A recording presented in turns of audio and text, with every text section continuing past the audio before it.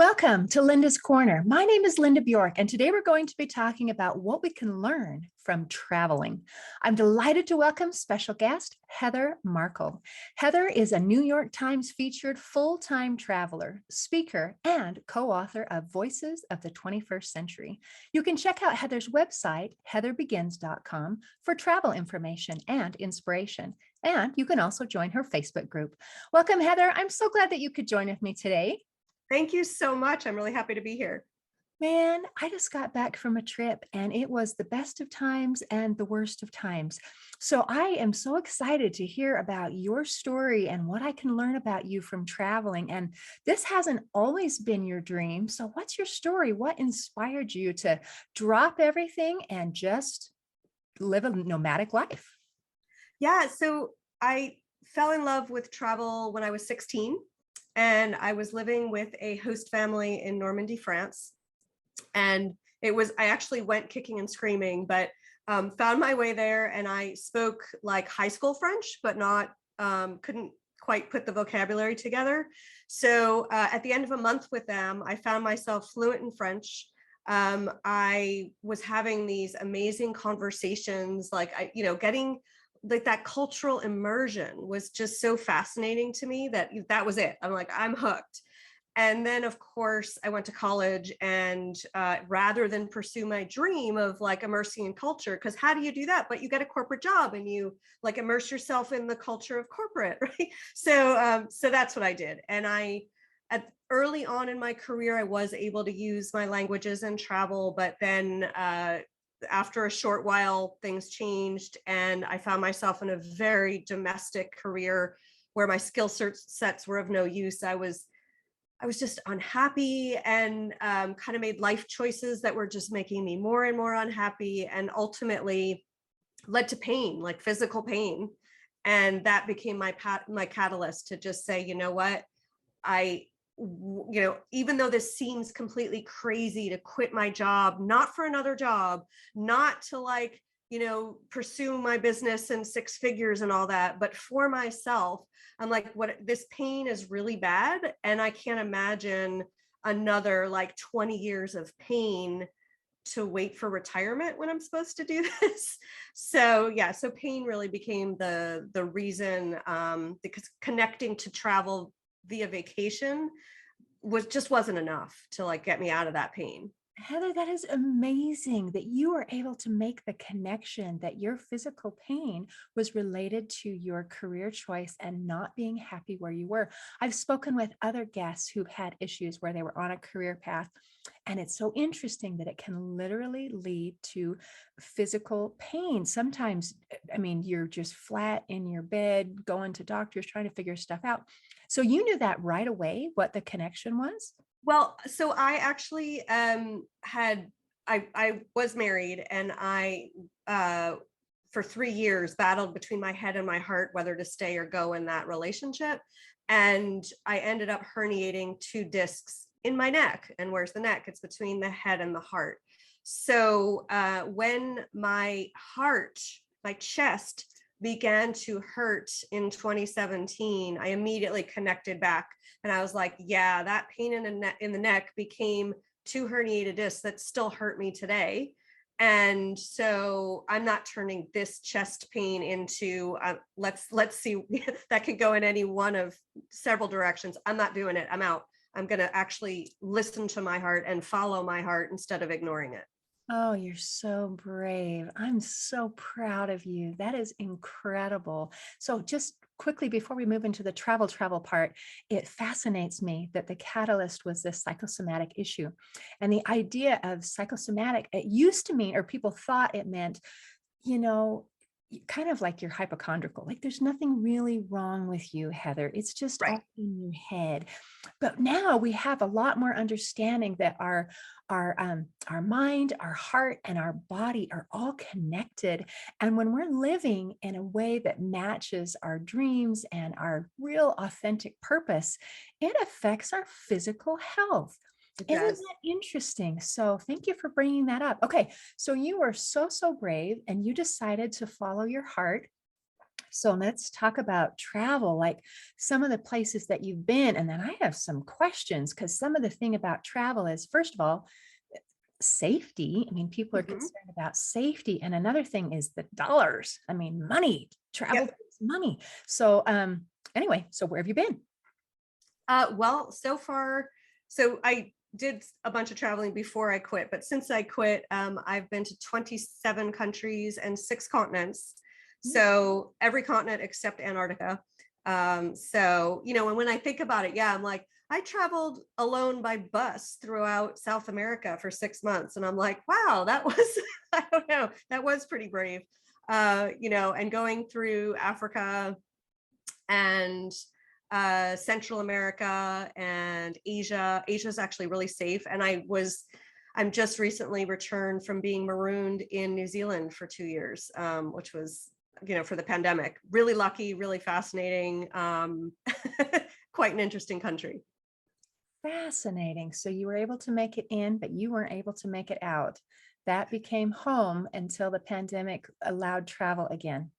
Yeah, well, actually, I probably could have left sooner than I did, but it became apparent that I should get vaccinated before I left. And then because New Zealand got COVID the latest and had been doing so well managing it, we got the vaccinations latest as well. So, it just took longer. Wow, fascinating. So you went to all those things and you're not just traveling, you were traveling solo Yep. as a woman and Yes. you felt safe. So can you give us some safety tips of how can we be safe and feel safe? And actually, those two aren't always exactly the same. Sometimes we can be like, nervous when there's nothing to worry about. And Yep. sometimes we can be la, la, la, when there's actually a danger involved. So how do we So be true. informed enough to be safe? Well, first of all, I mean, that's an interesting point because I realized recently, we think we're safe when we're comfortable. And so the only reason you think you're not safe going someplace is because you're not comfortable. You've never been there. You don't know what to expect. And so first off, expect that if you are able to stay somewhere for a while, you get comfortable there and it changes the paradigm of feeling safe. That's absolutely what happened to me. I remember in Africa, I was in Cape Town, which is not known for being a terribly safe place. And after a while, in one of the areas that's known to be a bit more dangerous, people in like the local market were like, "I've seen you," and I'm like, "Yeah, you have." And then all of a sudden, I felt like, "All right, I can be a little more comfortable because people have seen me and they know that they know me from somewhere." But that aside, I think as you said, as a woman, we often have to be a little bit more careful than men in traveling. And I think every person should adopt a set of rules that works for them and stick to them, which is what I did, even in New Zealand, which is, supposedly really safe. I'm very cautious about walking alone at night. And wherever I stay, when I check in, I immediately ask, is it safe for me to walk home at night alone? And if they even hesitate for a second, if they have to think about the answer, I take that as a no. And also, are there any areas in town I should avoid because they're known to be dangerous? And if they say yes, I avoid those areas. Also, I don't go out to like bars and nightclubs by myself. I don't usually drink with people that I don't know. I don't drink a lot when I travel because that can dull your inhibitions. And if you don't know where your drink is coming from, that can be a problem. So, and in some countries, if you're coming from America, women are treated differently in other countries than they are in America. And it is what it is. Like you're not going to help yourself by trying to be treated like you are in America.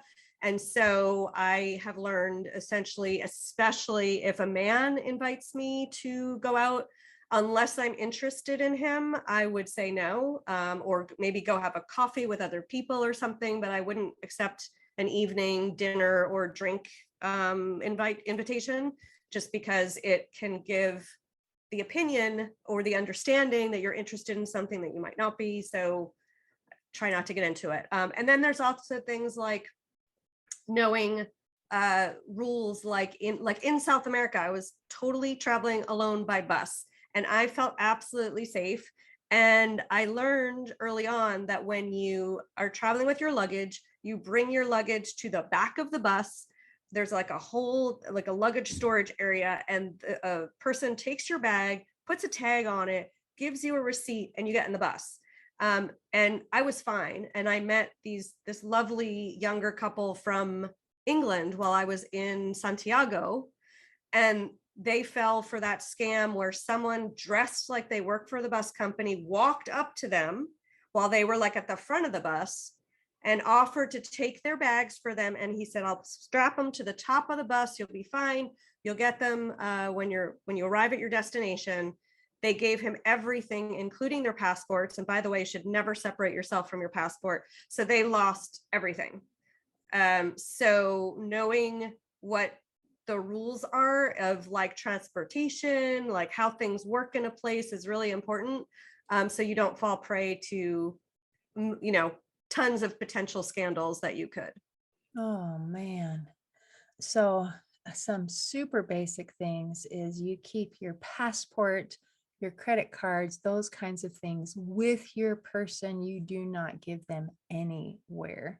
Yeah, And I loved as you're explaining your rules that a lot of these are just common sense that you they can are. or should use anywhere when you're home. And then the travel aspect is let's follow good common sense safety principles and get some input about what is, are these areas safe that I haven't been. So I love that you included asking some questions to help you be able to recognize, because if it's an unfamiliar place, I mean, how would you know that this part Yeah. is not okay and that part is? So brilliant. And another really important thing too is just to make sure that when that you don't look like you have a lot. So that means don't wear expensive jewelry. I have like a Fitbit watch. I leave it home. I don't travel with it. Don't wear like diamond earrings, and do your best to travel with small luggage, because if it looks like you have less and I knew I got it right when I was, I forget, I might have been in New Zealand when a homeless guy like looked me up and down and kept going and didn't ask me for money. I'm like, I got it right. So Wonderful. That's fantastic. So when you're traveling, how much luggage do you take? I mean, because you're gone. And like you said, in New Zealand, instead of a week or two or however long you intended, it turned into 2 years. yeah. So what do you bring? So I mean, it's funny. I've been doing this 4 years, and I still feel like every time like I took too much. But I have a carry-on size bag with wheels, and then I have a smaller backpack that I start with, and I bring an empty like day pack. So that if I go on like go hiking or something, I can like, put something in that as a bag, or if I'm going to the grocery store or something like that, I can pack into that. So that's it. And then generally the hardest thing is because I work when I travel and I like blog, and so I have to bring my computer. I also bring my camera, and those two right there are like heavier than I want. But I restrict myself to no more than 3 pairs of shoes, one I'm wearing, to go in my bag. And then if you're traveling where you're following the sun, it's a lot easier because you only need, warm clothes. But if not, having like New Zealand, I picked up at some secondhand stores these great merino wool undersweaters. So it keeps you warm, and having layers that you can double up if you go somewhere that's unexpectedly colder. And planning to like, I only bring a few shirts with me because I usually wear stuff unless it's really ungodly hot and sweaty. I wear everything at least 2 days in a row because it just saves on money and space and weight. So yeah, like I don't travel luxuriously. That is brilliant. So pack light and pack smart and pack versatile. The Yep. idea of layers and of not. And I'm thinking of those carry-on bags. How are you getting 3 pairs of shoes in there? I mean, there's no but and you've got your There's computer room. and you've got your camera, so it's and there's not much room for anything else. So Yeah. fantastic. Well, let's talk money. How Yes. how do you afford this? Because your lifestyle and your experience might be considered only for the very wealthy who are, you know, daddy gave you all the money and so you can spend a couple years traveling before you're ready to settle down and do a job kind of a thing. And Yeah. that's not your story, right? No, not at all. So it's funny because when I set out to do this, I actually planned a 3 to 6 month career break. Really, it was just supposed to be like, I know I don't belong here. I don't know where I do belong. So I'll just go take a break and then I'll come back and go back to the real world. And so I set aside a budget for the 3 to 6 months and quickly realized that I didn't want to stop. um, my New York apartment, the rent was so much. And I had kept my apartment originally because I thought I was coming back. And then I was like, if I gave up that rent, that could get me a lot more travel. And so in the end, the budget I set aside for 3 to 6 months lasted me over 2 years. And what you, the first mistake everyone who's thinking only rich people can do this make is that you're coming from a point of view that all travel is like your vacation. And when you're working or doing something you're not happy with, or even if you are semi-happy, vacation is a break. It is a short, quick 1-2 weeks where you are pampering yourself and treating yourself like a queen or a king. And you are getting, the spas, the massages, you are doing expensive tours, you're eating out every meal, that's called vacation. That is not full-time travel. So full-time travel is about making a life around the travel. And the way to do that is very quickly come up with a budget, a monthly budget. I teach all these things to my clients, but it's quite subjective because depending who you are, whether you're working while traveling or not, how much savings you have and a whole bunch of other things, that will help you figure out like how much money do you actually need per month to travel. And when you're not pampering yourself, you'd be surprised, you need a lot less money, especially if you're traveling in countries, say like somewhere in Southeast Asia or Argentina. You just don't need the same amount of money per month that you do in America. And then you realize as you're traveling, you actually don't need like all this stuff that we're conditioned to buy, especially in America. You don't need it. Also, you're carrying all of your stuff in that little carry-on bag. You don't have room to buy anything anyway. So by default, you're spending a lot less money. And the number one strategy I have found to make full-time travel affordable is look at your accommodation as the first place to cut out as much money as you can. And there's a multitude of ways to do that. Including number one, biggest, easiest way is like house sitting, pet sitting. So you stay for free, you look after someone's pet, and you've cut out your accommodation cost for the period of time that you're house sitting as one of a million ways to do it. Yeah, I've never heard of that. How do you find somebody in Southeast Asia who needs their house sat and their cat watched after? So typically I found there's kind of a couple ways. There's national services like trustedhousesitters.com. So you can join, and there is a fee, and you join that and you list yourself and you go and research the locations you're going to. The other way to do it is once you're in the country, or even before you get there, usually a lot of countries have their own pet sitting services.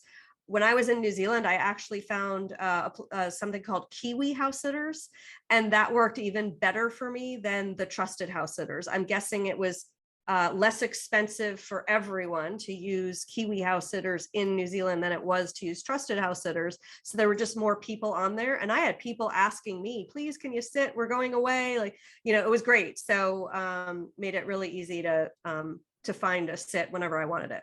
Insane. So is that kind of like an Airbnb where you give each other ratings so that the place you're going is safe and they know that you're safe and all Yep. that kind of thing? So you've got a little bit of a little bit to go on, not completely nothing. I was going to ask about hostels. Do you ever stay in those? I do. I so it's important, and I work on this with my clients, because when you set a travel budget, you got to be really realistic about your travel style. And so like I'm at a point in my life where I just don't like to be in a room with 16 people. Like I wouldn't sleep. I don't feel, it's just not comfortable for me.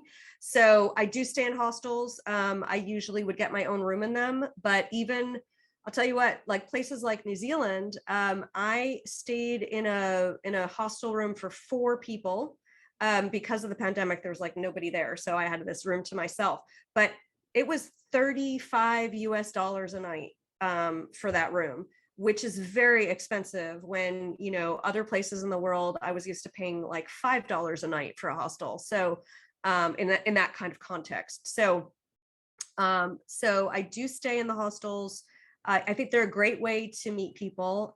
Clearly with the pandemic, I kind of was a little more cautious on not wanting to like share facilities and amenities, just to try and be safer.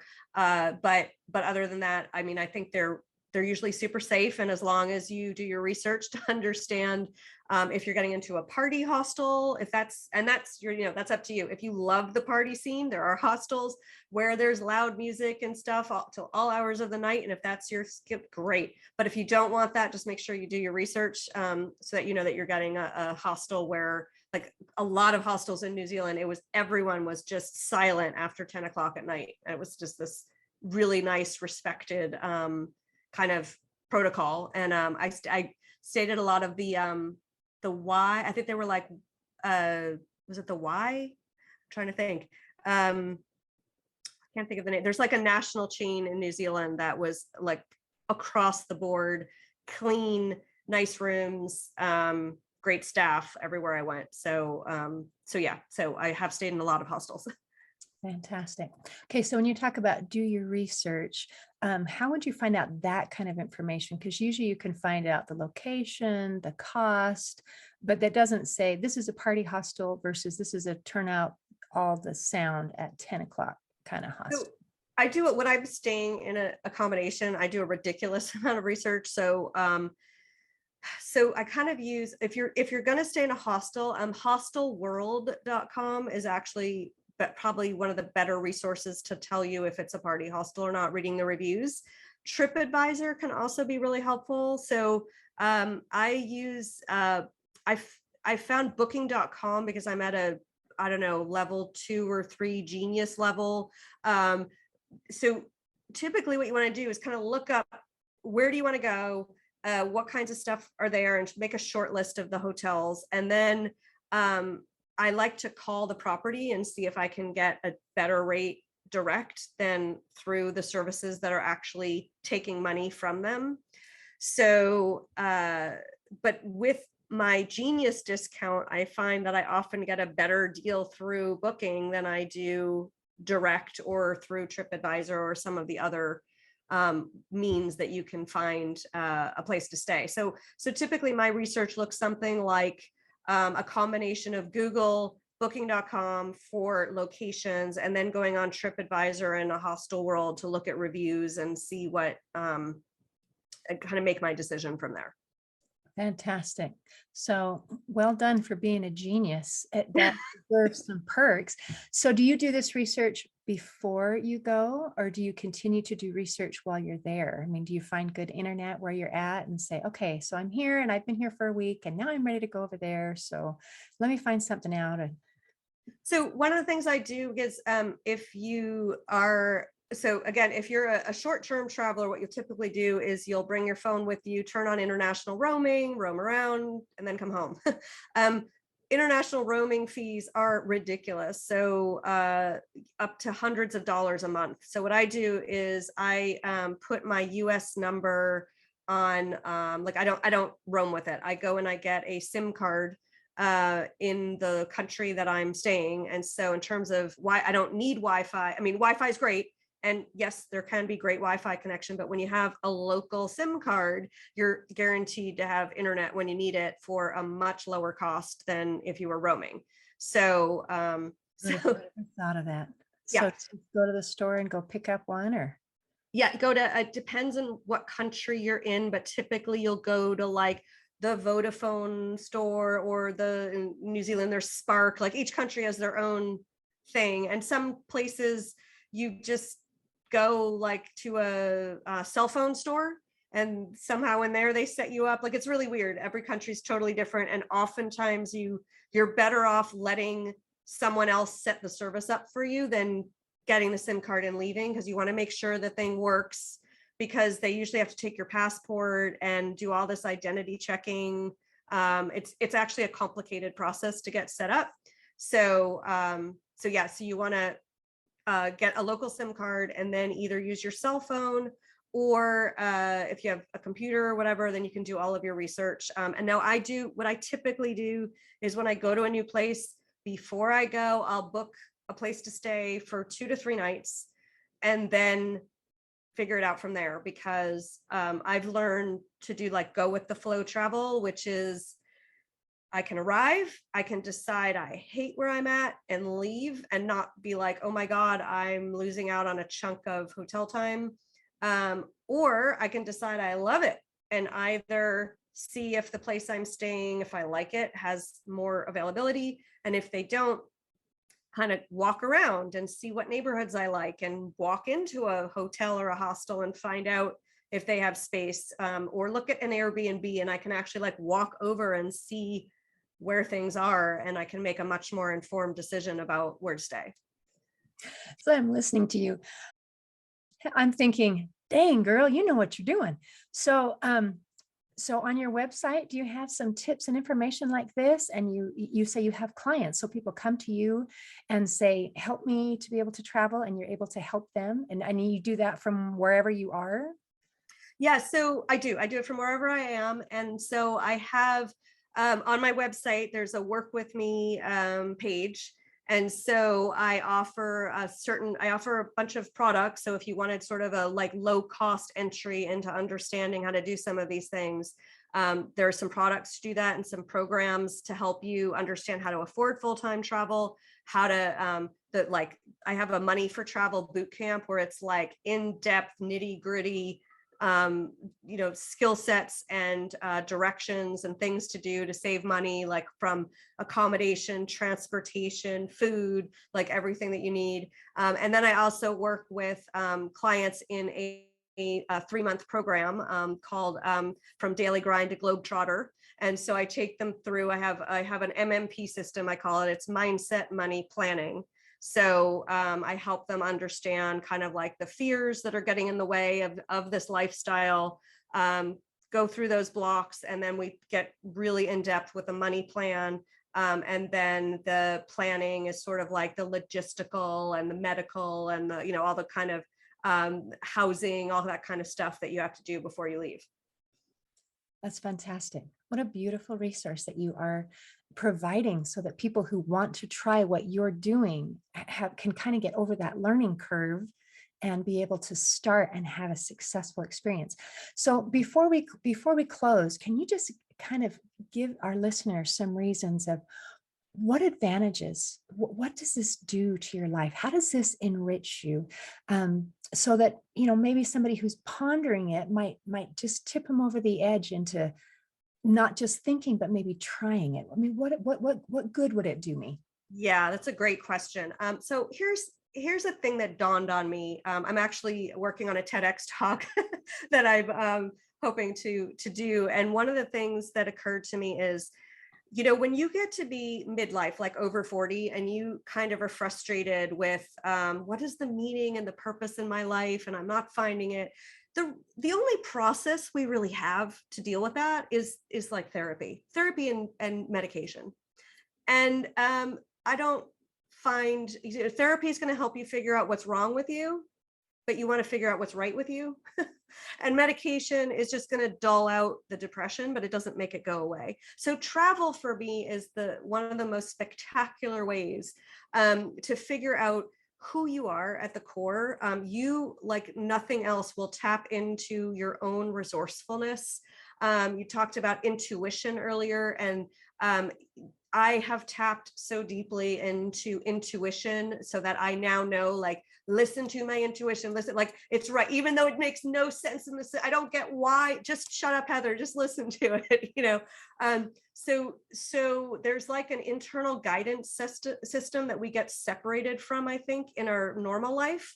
And travel reorients you to that, your own unique guidance system, and puts you back on track with who you are and what your greatest assets are. And somehow you just end up meeting like the right people in the right places. And not to mention that in today's world where there's so much stuff going on, and media and false information, and there's nothing like traveling and going firsthand into a country and learning that the people of a country are not the government of a country, and that what you read about is probably completely wrong.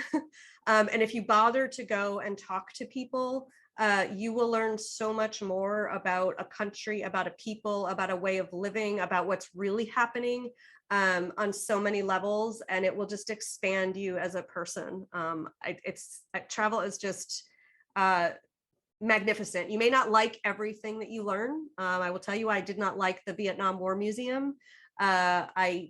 When I went to Africa and learned, I had ideas of what slavery was, but learning so much more depth into the experience that people have in the world, and why they're so upset, and learning like, oh, this, okay.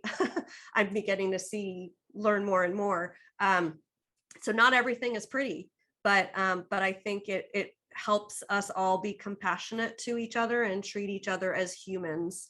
And I think that's really needed in the world today. Absolutely. Recognizing that we are people. And I love that you mentioned that people are not the government, and that people around the world, we have basic needs that are the same. Absolutely. People are people. So thank you so much for sharing your experience and your wisdom. My mind is just blown that a normal person can do this sort of thing, that we don't have to be super wealthy in order to have this experience. So thank you for sharing today. Absolutely. It was my pleasure. Oh, mine too. In closing, I'd like to share a quote by St. Augustine. He said, "The world is a book, and those who do not travel read only one page." Today, I invite you to enjoy more than one page in the book of life by doing some traveling. See you next time on Linda's Corner.